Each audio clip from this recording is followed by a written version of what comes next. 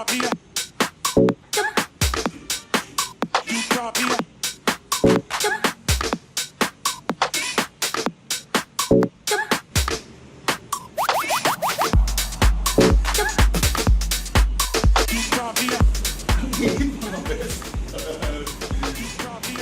to the Philippines.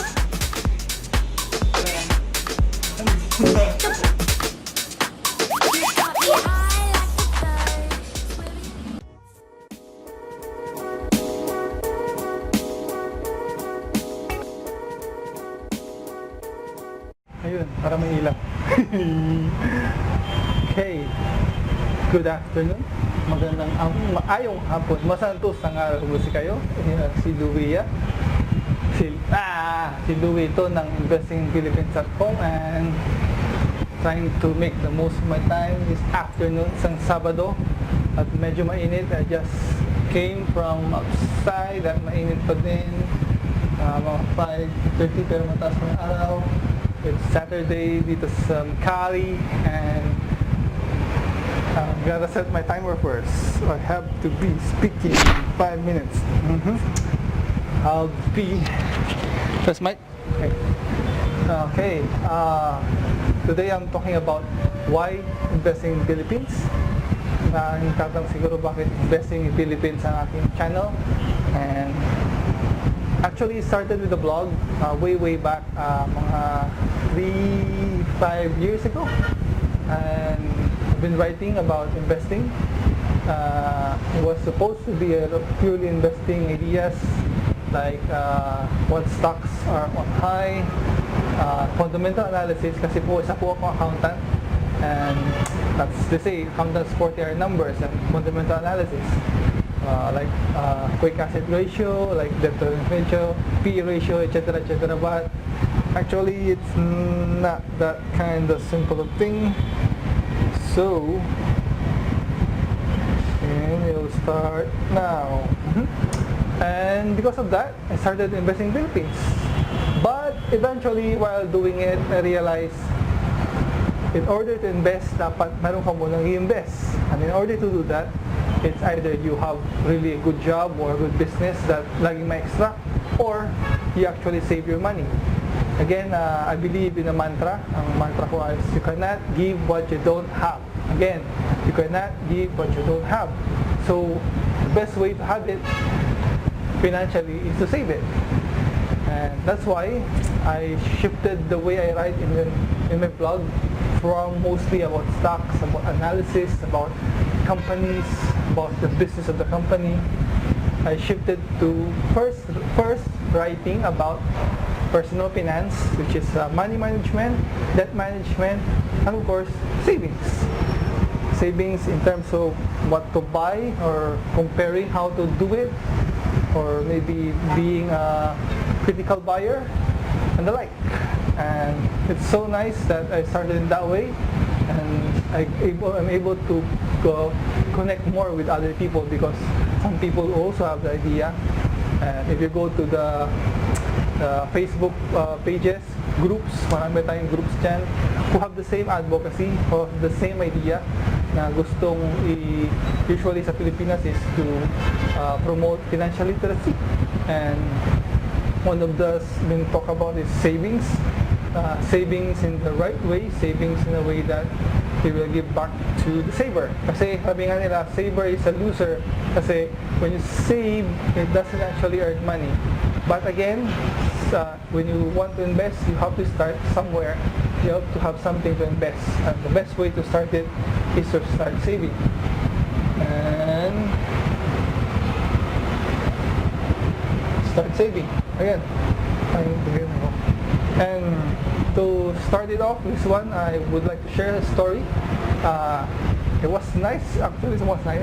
I wasn't expecting it last week when I visited the new site where I work. Yeah. And our IT guy was there and we have a quick chat while waiting for the meeting. Fortunately, it was a long trouble to just go there tapos wala pala, madidelay pa. But doing that, since free naman siya at that time, just finishing up for the day. He is just finishing the day. He started a conversation about his saving, his situation, and he would like to ask what are his options to start investing. And so the usual type of any personal finance that you would have, you always start with what you have now. And I asked him, does he have savings?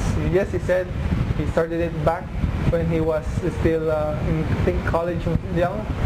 And it was, right now it's a sizable amount.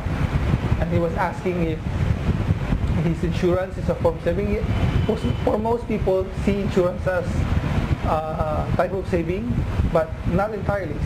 Insurance are, kung sa ating term sa Tagalog, paniguro. Something to ensure, to make sure that when something happens, may either magsusuplant sa'yo for your medical bills, may kang mahugot, may kang mabayad, may shoulder, or if may kasakit ka and you were given or prescribed to not have a rest for 6 months. So if you have that, insurance will be the one paid to you because of unable to work. And insurance are part also in the future. Their insurance, so insurance is paniguro. When something happens, something will be there to support you. That's how I understand it, and I hope the other insurance guys there will explain it better so that people understand. Some say still invest. Yes, some form are investment kasi mayroon silang BUL, which is investment-backed insurance, which it earns a few because part of it is invested, and it's good. That's what he has. And like I said, it's good that you have. It's good that to know that you're aware of those things. And I asked him, he's only 23 years old, and that's good. At a young age, he already started. And he was asking if can he start now and invest? Well, technically, most of us, me and other financial bloggers, other finance consultants, the very first thing I just heard, I read a blog from somewhere in FB, we're reminding you to first, guys, please establish your emergency fund. Emergency fund is a must, and there's a lot to measure for how much ba ang emergency fund. But to be safe, emergency fund, it's equivalent to your 6 months of your salary. Okay, so if you're earning 25,000 a month times 6, that would be 150, 25, 150 intact.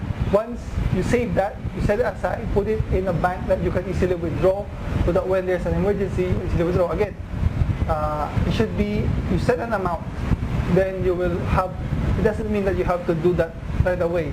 You can put little by little until you make that amount. So the very basic example is your salary. You have 25, so 25 times 6 would be 150. 25, 25, 25. Or other way to compute is compute the amount of expenses that you need to pay, the basic expenses you need to pay, so that even though you don't have a job for 6 months, you're still alive. You still live. So if you're renting, that will be, you have to add the rent for the month, the food that you're going to eat for the month.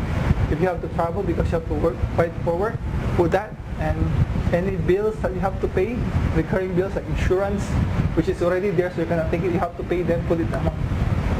Total that, and in a month, times 6, that will be your emergency fund. So, anong gagawin ng emergency fund? Sabi ko nga, hindi mo kailangang buuin agad. You can put it little by little, but once you, it should be the priority. So, yun ang unahin mo. So, instead of putting investment, so buying stocks, put first in emergency fund. There. So, when you put first in your emergency fund, buuin mo yun. So, your target is 150,000 as an emergency fund. It could take a year to fulfill it. It could take 2 years, but very first thing first, you don't take out money from there unless it's an emergency. So, but once you are able to fulfill that emergency amount that you set, for let's say it's 150,000. Once you have any excess, now it's a free cash. And again, one of the 7 rules that I wrote before in the blog, free cash, only invest free cash. Any free cash you have is, of course, these are savings beyond your expenses, beyond the amount you're saving or putting in your emergency fund. Pag mayroon ka ng free cash, that's the time that you can actually invest Or still, you can still reward yourself. It depends on you, what do you want to do with that. If you're determined to save and start stock investing, so good. If you're determined to start a side business, that's good also. If you're determined to be investing it in a bank, in the form of commercial paper or bonds, that's another good thing. That way, when you have your emergency fund, you're sure that nothing will happen, or something will happen, there's something you can get right away. So emergency fund should be placed in a safe bank, usually, that is easy to be withdrawn, so that when emergency comes, when your mom or you're hospitalized, you need to buy new things because the car broke, you can get it from there. And you see, it's called emergency. So if you miss payment because you overspent something, it's not an emergency.